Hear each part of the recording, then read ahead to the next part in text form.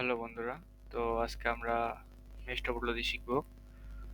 প্রথমে আমরা চলে যাচ্ছি সিসকো প্যাকেট ট্র্যাকারে।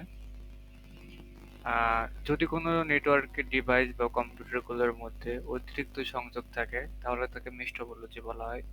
তো আমরা ফার্স্টে সিমুলেশনের জন্য 4টা পিসি নিয়ে নিব।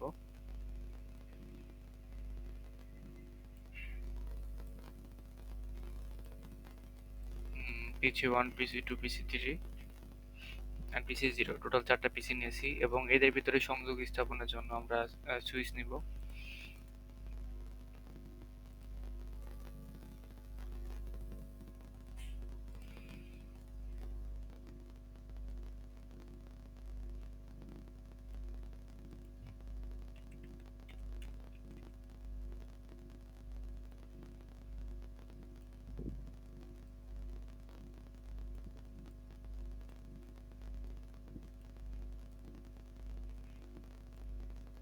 ডেটা আদান প্রদানের ক্ষেত্রে সুইচ ছাড়া পসিবল না ডেটা ট্রান্সমিশন। তো আমরা 4টা পিছি নিয়েছি, 4টা সুইচ নিয়েছি। এরপর আমরা কেবল কানেক্ট করি।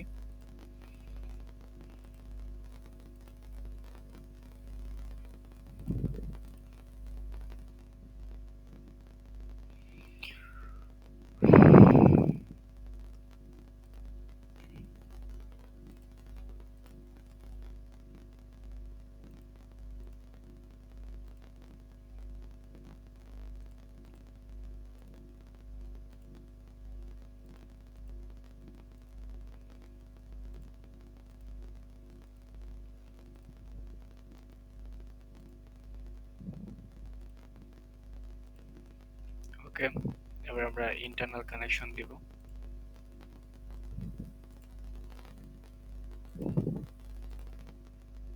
First internet 2 to 1।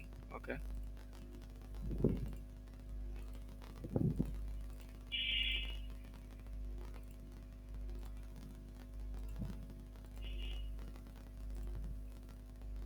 আমরা এখানে ইন্টারনাল কানেকশন দিব।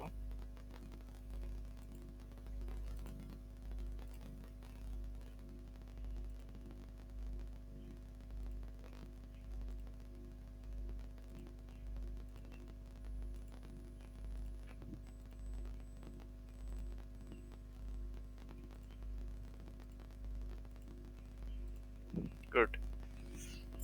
এবার আমরা প্রত্যেকটা আইপি অ্যাড্রেস দিব প্রত্যেকটা পিসির জন্য, কজ আইপি অ্যাড্রেস ছাড়া ডেটা ডেটা ট্রান্সমিশন পসিবল না।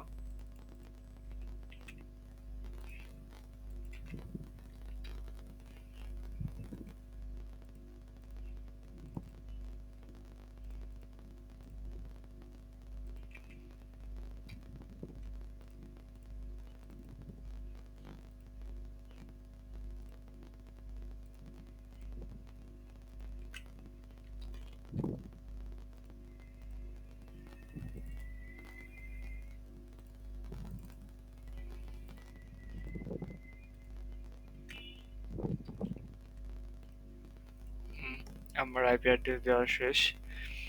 এবার আমরা এটা সিমুলেশন দেখব। তো আমরা একটা মেসেজ সেন্ড করি। আমরা মেসেজ সেন্ড করব পিসি ওয়ান থেকে পিসি থ্রিতে।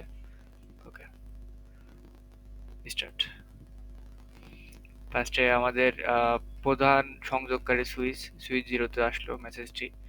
পরবর্তীতে সেই মেসেজটি কানেকশন যেগুলোর সাথে কানেকশন আছে যে সুইচগুলোর সাথে সেগুলোতে চলে গেল এবং যেটা আমরা সিলেক্ট করেছি সেই সুইচে সেই পিসিতে কানেক্ট হয়ে গেল।